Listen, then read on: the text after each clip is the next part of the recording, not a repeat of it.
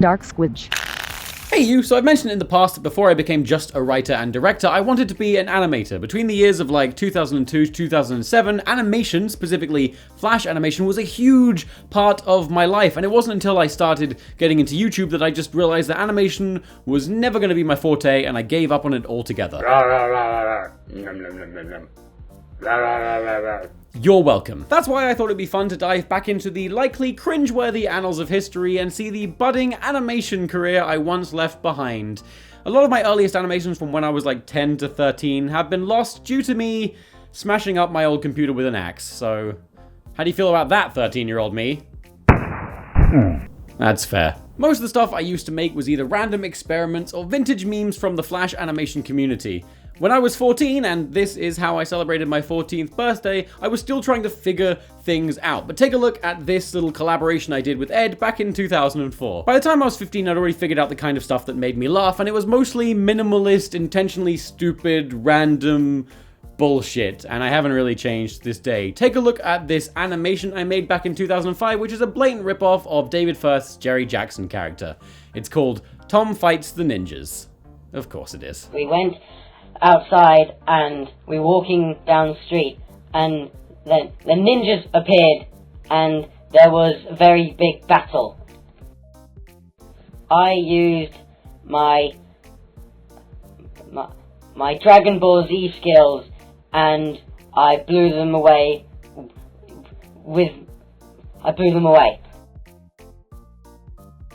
We were really happy that we won.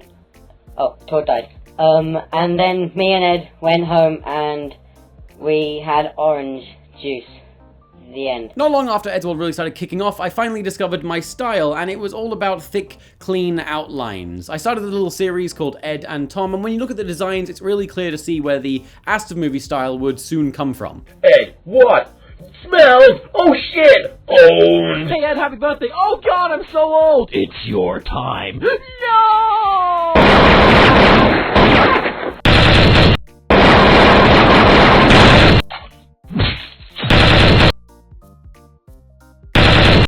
Hey, Tom?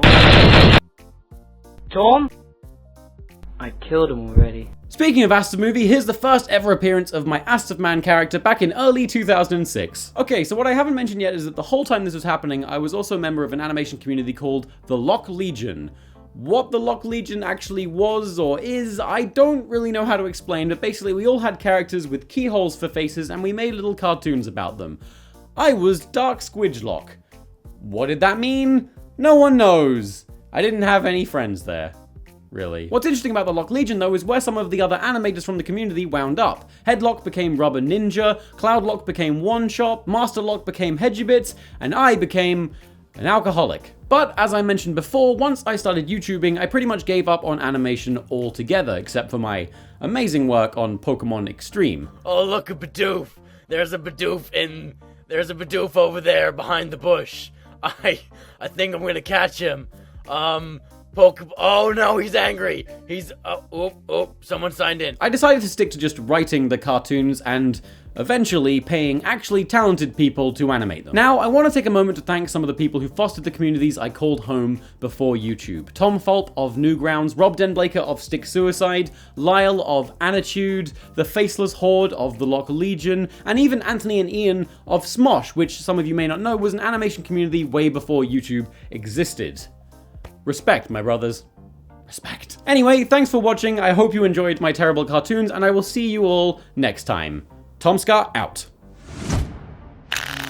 What are all these dead bodies doing here? Honestly, not much. I'm calling the police. Ham. So pretty. Boo. Racial diversity. What's up, fuckers? We have all these signed Crash Team scripts, and I don't know what to do with them. What do we do with Jonty? What do I do with them?